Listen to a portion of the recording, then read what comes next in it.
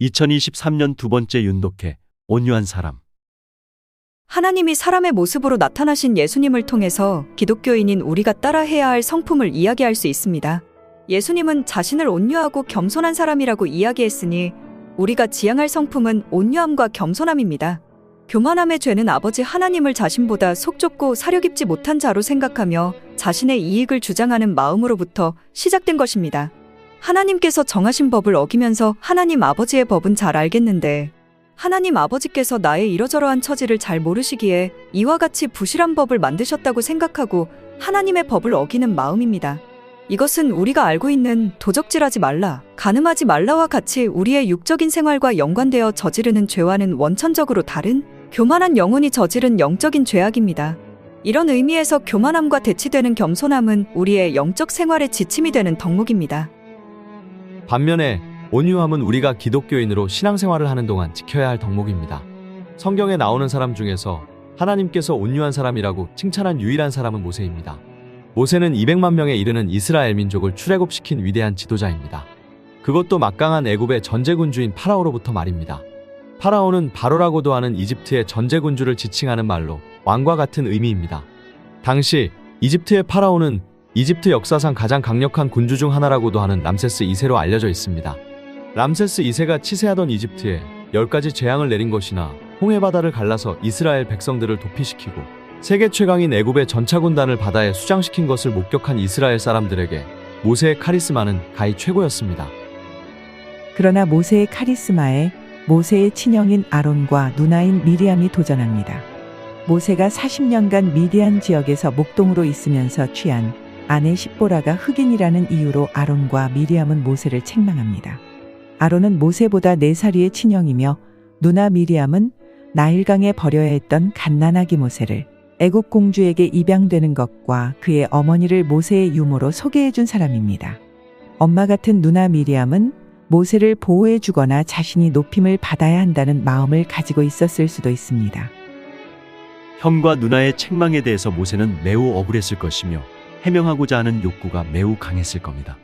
또한 형과 누나의 돌봄이 필요한 과거의 어린 동생이 아니며 지금은 형이나 누나가 범접할 수 없는 하나님의 사람이라는 걸 보여주고 싶었을 수도 있었습니다. 그러나 모세의 마음은 그러한 질책들에 대해서 응답하지 않는 것이었습니다. 결과적으로 모세가 당면한 문제인 형과 누나의 책망에 대해서 하나님이 모세 대신에 개입하셔서 해결하십니다. 그리고 이런 태도를 일관한 모세를 하나님은 온유함이라고 칭찬하십니다. 당면한 문제를 해결하기 위해서 조바심을 내는 것이 아니라 하나님이 문제를 해결하시기까지 기다린 것이 모세가 보여준 그리고 하나님이 말씀하시고 싶으셨던 온유함의 모습이었습니다. 하나님의 칭찬에는 모세의 이러한 행동보다도 이러한 행동의 기저에 있는 모세의 마음가짐이었습니다.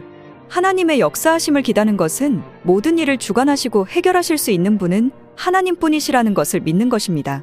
결과적으로 온유함은 하나님의 주권을 인정하고 기대하는 마음입니다. 그런데 모든 것을 잘 참고 기다리는 것을 우리는 모두 온유함이라고 할 수는 없습니다. 모든 것을 잘 참는 것이 당면한 문제나 상황을 해결하거나 역전시킬 힘이 그에게 없어서 울며 겨자 먹기식으로 참는 경우가 있기 때문입니다. 이것은 하나님의 주권과 역사하심을 신뢰하는 것과는 분명히 다르기 때문입니다. 즉, 그는 힘이 없었을 뿐이지 그 힘이 그에게 있었다면 그는 참지 않고 자신의 힘으로 문제를 해결하려 했을 겁니다. 이런 이유에서 온유함은 외형적으로 오래 참는 것만으로 나타나지는 않습니다.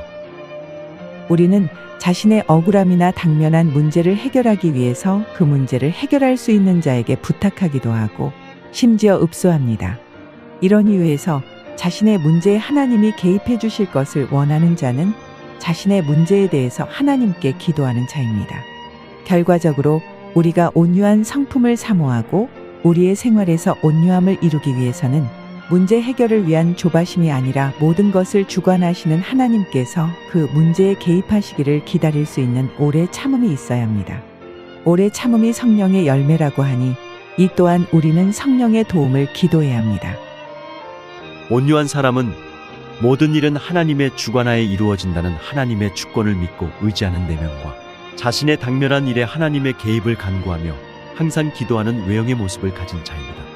그런데 하나님의 주권을 인정하기란 매우 어렵습니다. 동방의 의인이라 칭송받았던 욥도 모진 고난과 고달픈 현실에서 마음이 낙담하여 하나님의 공의로운 주권을 의심했습니다. 마귀가 욥을 시험한 것은 욥의 재산과 식솔들을 빼앗아간 것이 아니라 하나님의 주권을 인정하던 욥의 마음을 흔들어 놓은 것입니다.